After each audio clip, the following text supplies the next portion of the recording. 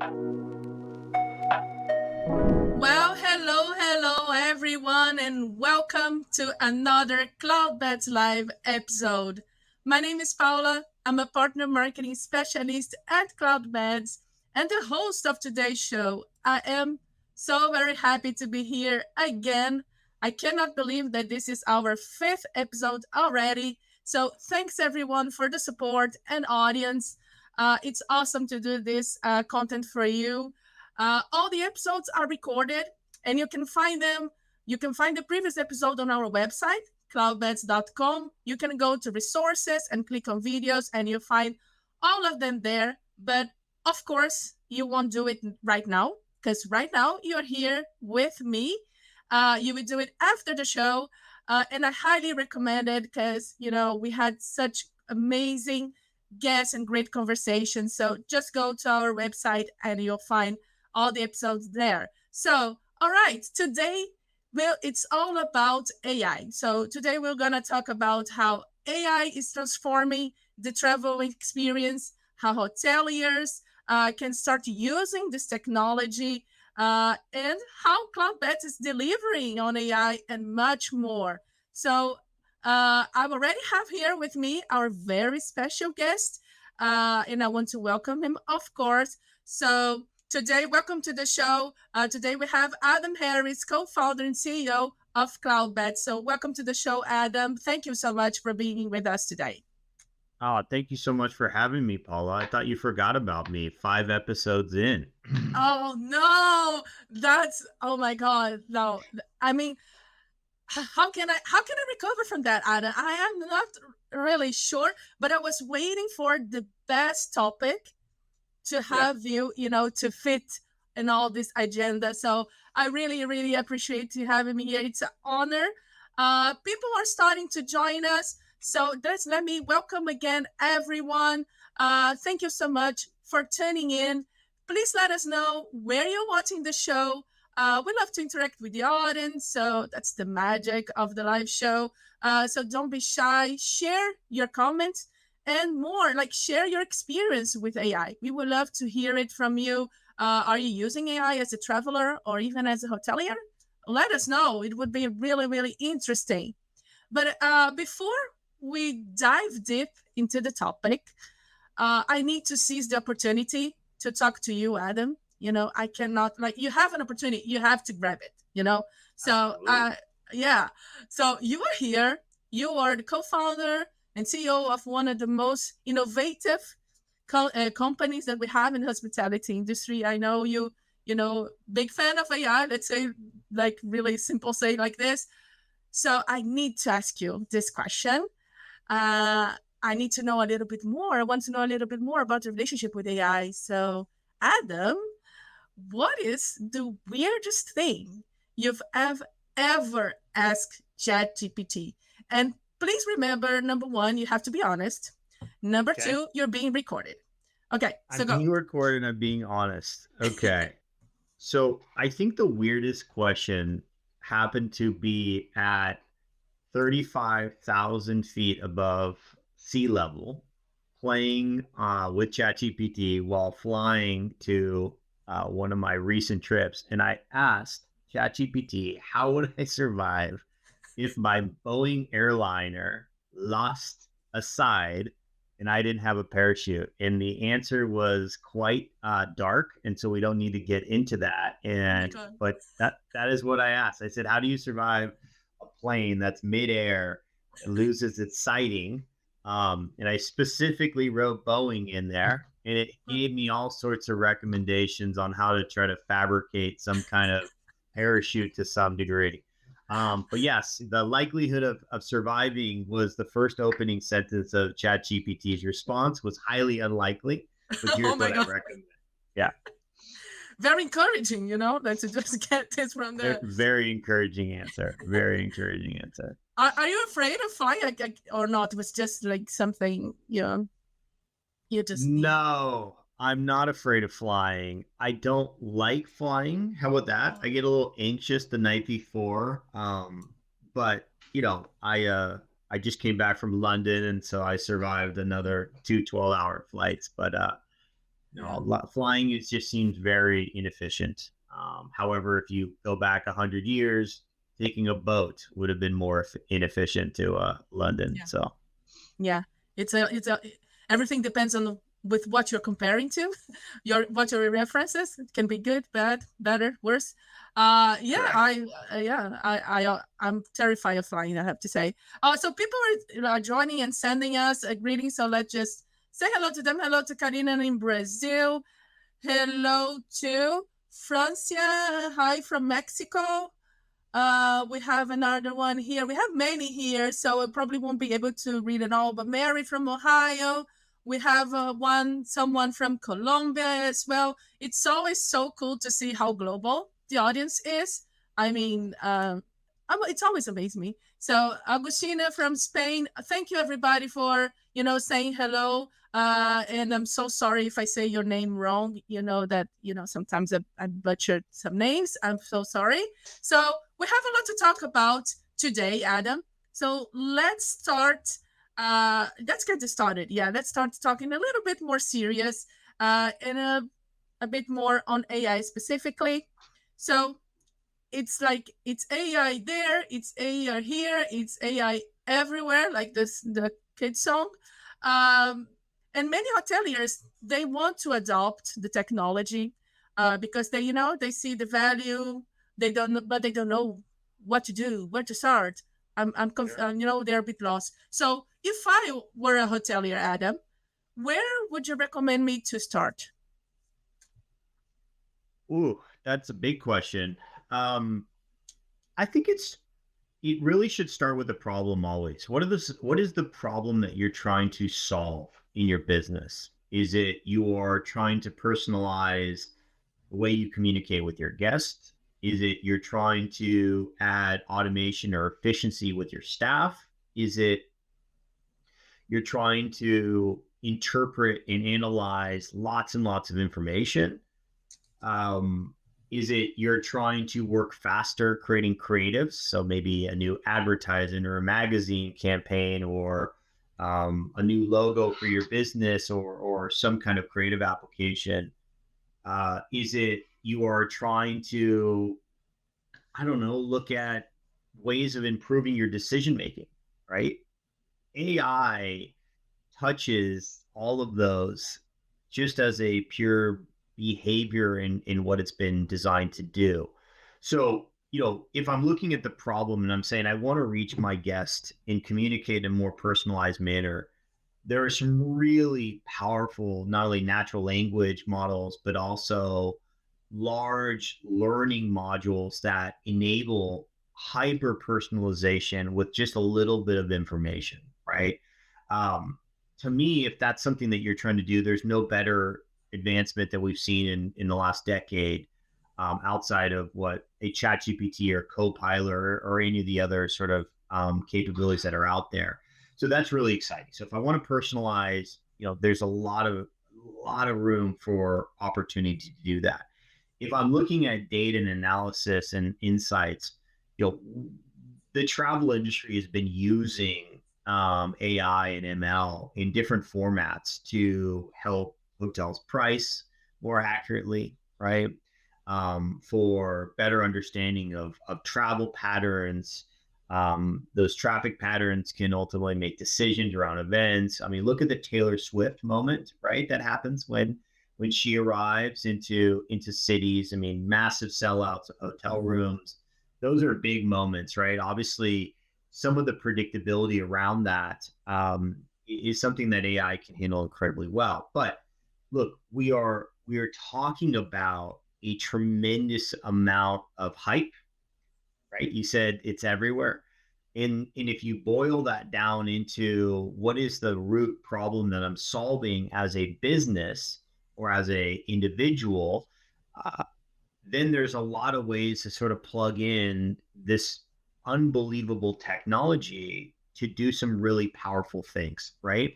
But at the same time, it's also very scary, right? This is a technology that was created by man, and man fears anything that we can't control, right? That's just human nature. It's ingrained in our in genetic behavior. And so AI also poses a very scary. And there's now movies about it. There's been movies in the past about it, right? This autonomous thing taking over our lives. But jokes aside, in not looking at the ramifications of this, I, I think there are some very obvious areas that a hotelier can start deploying today. I'll use a very simple one. If you are not replying to reviews on the internet about your business, you are risking ruining your chances of prioritization inside just algorithms, right? So the sheer act of not responding to a review impacts the review algorithms on how you are shown as a profile in Google and TripAdvisor and Booking.com, et cetera. And so just the sheer act of saying, thank you so much for the feedback. This means something to us. We are going to look into it, or we appreciate this is going to make us stronger. AI can be used to respond to those. If you're not a very good writer, AI can write in complete sentences and do that faster. And so that's one area that we built a really simple tool as part of our Amplify suite, to just help respond. I mean, it's a 30-second response. You could copy and paste and in a review that came in from TripAdvisor into ChatGPT and said, help me respond professionally and in a courteous manner, and it's going to give you an answer in 10 seconds, right? That's a very, very obvious, simple, time-saving activity. Yeah, well, you mentioned so many great points that I would like to, do a follow-up.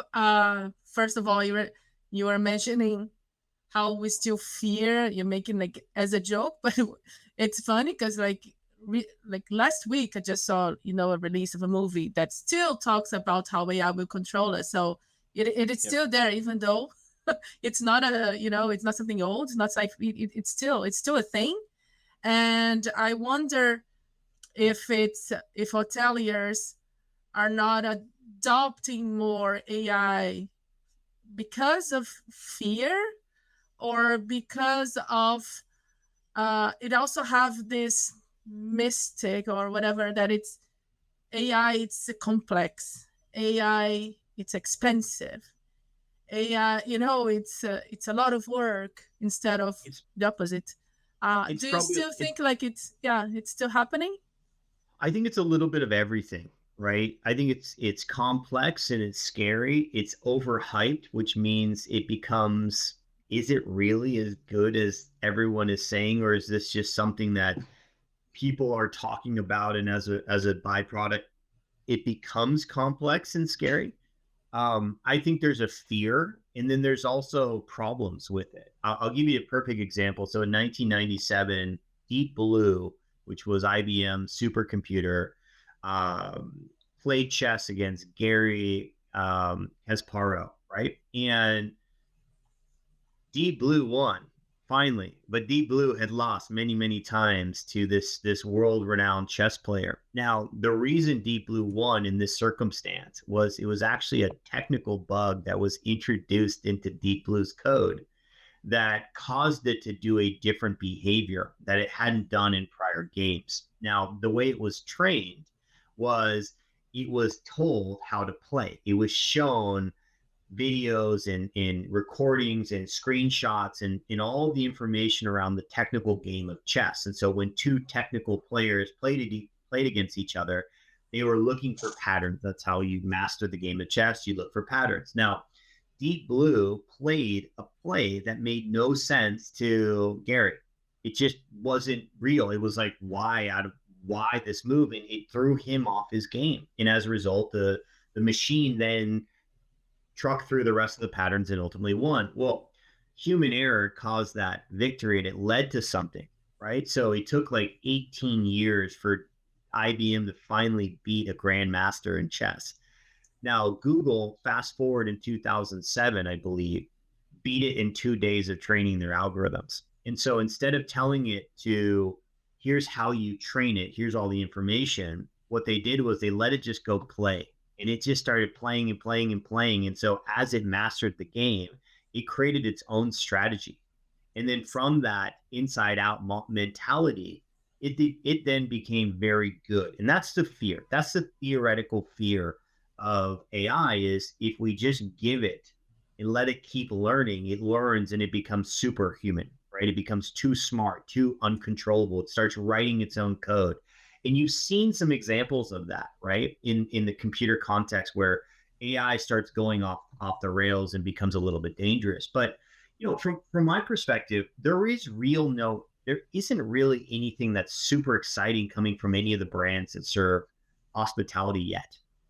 Every one of the big OTAs are using search as a tool set to originate a travel journey, right? So travel planning makes obvious sense. Like if I can go, hey, ChatGPT, I'm going to Barcelona and I'm traveling with two kids under the age of 5. What are the activities I should do?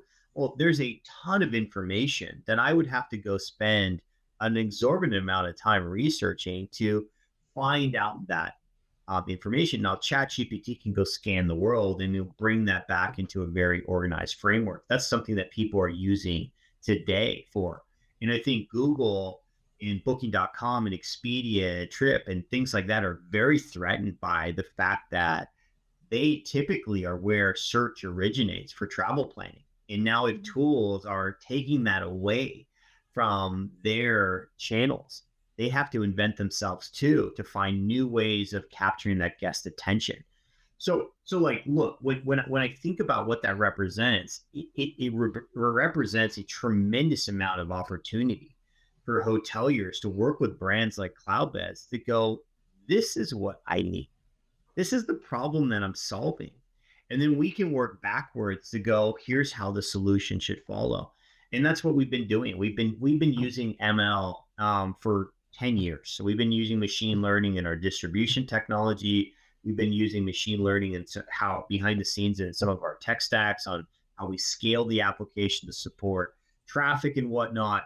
And so now we're taking some of those learnings and we're putting it into real products. So machine learning around advertising and Amplify, helping our hotels better position themselves on the internet for search, responding to reviews. And there's some really other fun things that will be coming out of our camp in the near future that I'm not going to share today. But the point is, when you have companies like Cloudbeds that are scanning and studying your or our hotel's user behavior, the behavior of our guests, and then ultimately the behavior of the industry as it transforms, all those data inputs are also coming back into a really smart team of data scientists and mathematicians that are looking at ways that we can streamline some areas of life for our hoteliers so they can end up spending more time with the guests, which is part of their responsibilities too. Nice. Rupa here just wrote us when we asked like why hoteliers maybe are not adopting as much, and she said lack of knowledge, expensive, they fear the unknown. And I think you also mentioned, Adam, but I would like to talk a little bit more about it. Streamline process, right? Technology does that. AI, of course, does it. And I don't know, you have so much more experience than I do, and you talked with so many hoteliers all the time. I think we as human, we don't like to change behavior. So sure. I think we don't like to change process, even when it's better for us. But I don't know, it happens so much in the industry, of course, in the past years.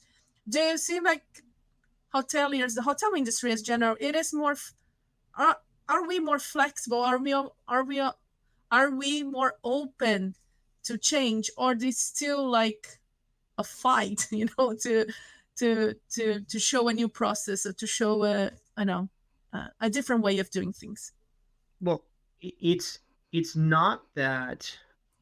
It's not that, Jordan. I'm laughing at your comment. This is the real Adam. I'm laughing at that comment. That's a funny one. This is not an avatar.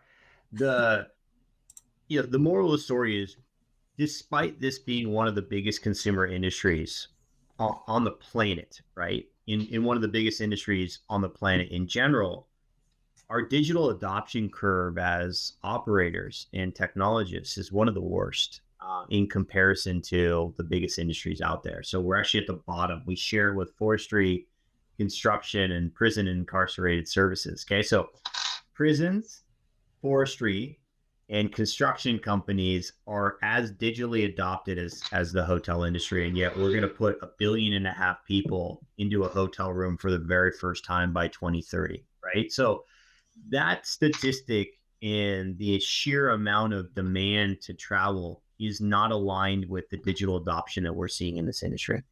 Cloudbeds is guest first, operator second, because we see them 100% tied to each other. And what I mean by guest first, operator second is I'm saying that in a positive, right? The guest is your livelihood. You need guests to service and to have a business. The operators need to understand the guest better to ultimately drive for efficiency. And when we think about that really unique and powerful relationship between the two, there is so much room for automation and efficiency gain inside a hotel. There are hundreds of examples that we're tracking right now that could be rule driven, could be a decision on behalf of a hotelier, and to go full there, like to just go straight there and say, hey, we can change prices for you more accurately. We can help you, communicate with your guests more frequently, more faster, in a much more articulate way. In some cases, we can personalize them, and that's what I meant by articulate. But at the end of the day, if I'm the operator and I've been doing it manually, or I've been putting my my heart into this. This is a 24/7 industry, right? The guest is with you the next morning. So if you have a problem with them the night before, they're there in the morning at your front desk saying, "Hey, that problem still exists." I can only think of doctors and nurses at a hospital dealing with the same, problem. And so there's no other industry that I can really think about that has this 24-hour nature. But nevertheless, if I'm trying to be better at operating, really what I'm trying to be better at is providing hospitality. And in reality, every hotel is an art. You have an artist, which is the operator and the owner, or it could be interchangeable or it could be different, but they have a style, they have a concept, they have an experience. And as a byproduct of that, then they have to provide a service to match that. And so if you're high touch luxury or limited service or extended stay or corporate or leisure or even bleisure, this blending of corporate and leisure, I have to build my systems around that process. And I actually think AI can really help. But to take a hotelier who's not accustomed to being incredibly hands off and letting robots, right, these behind the scenes machines handle a lot of that, that would be terrifying for me too. Because it would be so extreme from what I'm used to. The fact that we have 20 systems on average powering the hotel landscape should not exist anymore. That's too many. It's too many to manage. There's too much opportunity for data integrity loss. And ultimately, the data is going to be sitting in too many places to make it actionable. Cloudbeds have always been this big open ecosystem. We have 500 plus market providers that are connected to us. We're huge partner centric. We have all these announcements that you guys have probably read about recently, which is us bringing partners into it. Do we want you to consume our technology? Of course, we want you to consume our core. It's the best that this industry has seen in many, many years. But we also know the core plus our partners is really powerful too. But to do AI and to really do data in the right way, all of that needs to flow into one central source. And then that's when the AI engines can really get a handle of it.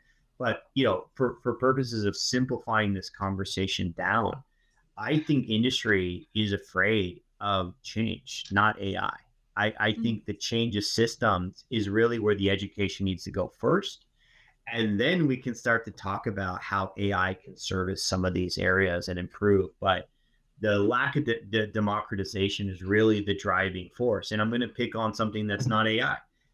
Door locks. Door locks can be digital today. I can communicate with them with my phone. I can unlock them from anywhere in the world. And our homes have become smarter, and short-term rentals have enabled guests to check into a door lock without a front desk for many, many years now. Well, the number of door locks in the hotel industry that can be controlled by a phone is less than 13% of all door locks globally.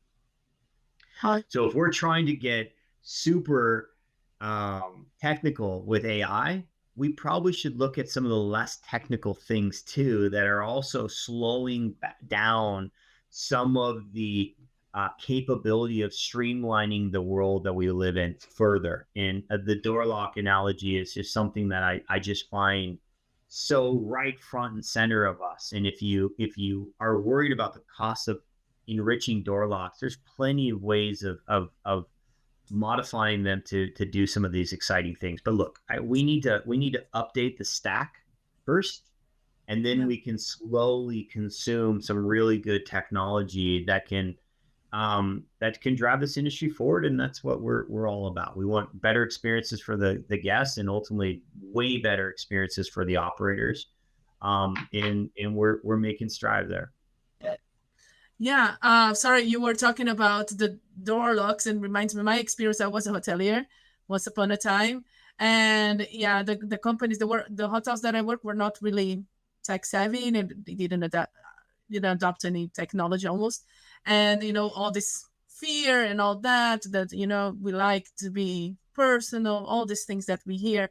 But at the end of the day, like a check-in, it was we didn't have the technology, but that we have humans, but we were acting as a robots because we did not have the time to be hospitable. Like we didn't have the time to talk to people. We have a line of I don't know, 10, 20 guests wanting to check in. How can I be hello? I can't. So it's always puzzled me this as a hotelier, and now working in a hotel tech and seeing other hoteliers doing kind of the same.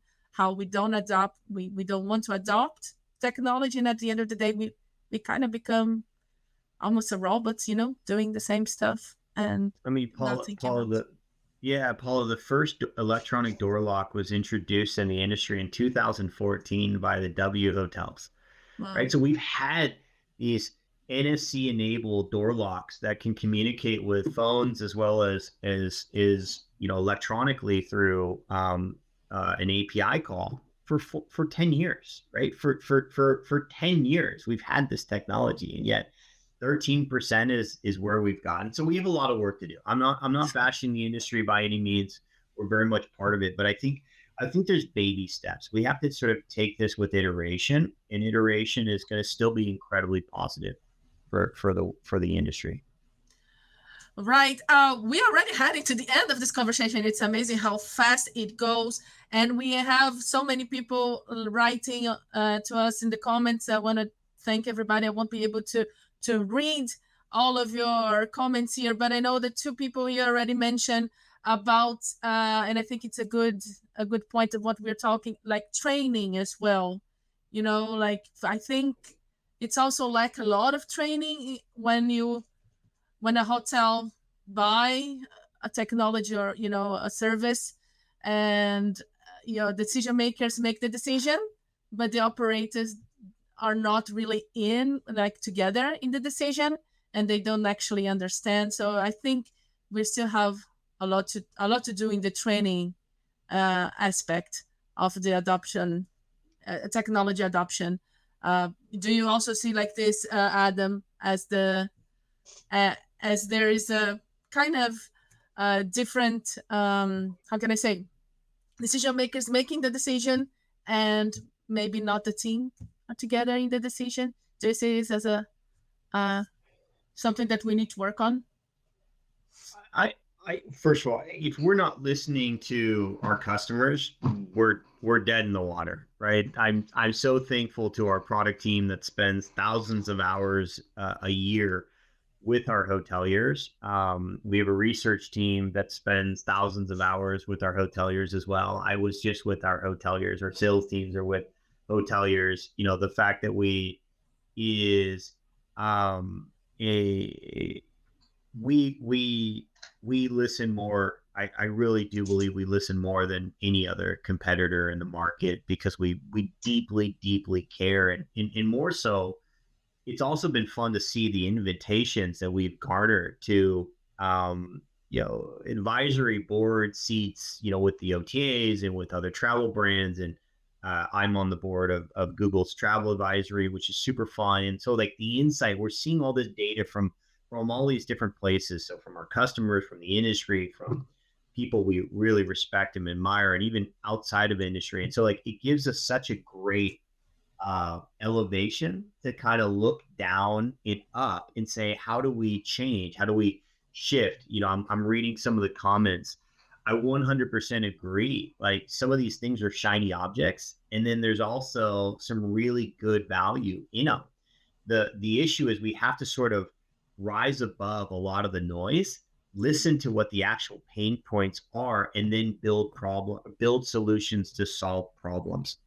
Having some new shiny AI, AI bot that answers some questions that I already know, I don't know if that's really helpful, right? But I do know that hotels deal with things every single day on the tune of hundreds of times a week. Could those be automated? Yeah, I think so. And they should be. And I think the learning engines that are happening inside Cloudbeds and I've even seen elsewhere bring a very big light at the end of the tunnel, which gives me tremendous hope that now that we've shaken the COVID years, we can start looking to the industrialization of innovation and really start to accelerate what hoteliers deserve.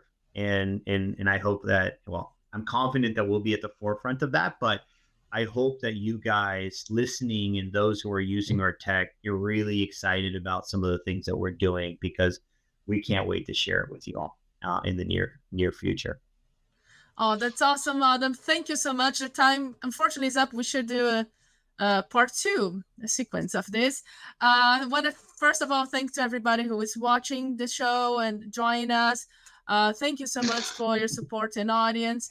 And of course, thank you, Adam, for being here today. Much appreciated. Thank you so much. Before we go, I would like to share a spoiler. Actually, our next episode will air on June 26th. This time, Sebastian Lehner, our VP of Strategic Partnerships, will be our guest. He will be attending High Tech, and he will tell us everything about the event. So stay tuned for more details coming soon. And if you have any suggestions, any topics or guests, please send me a message. I'm always happy to hear from you, or feedback or anything. Don't forget to follow Cloudbeds on LinkedIn. And especially for this episode, let me say goodbye, just saying, don't stop believing. Thank you so much, Adam. It was a pleasure. Thank you, everybody. Bye-bye.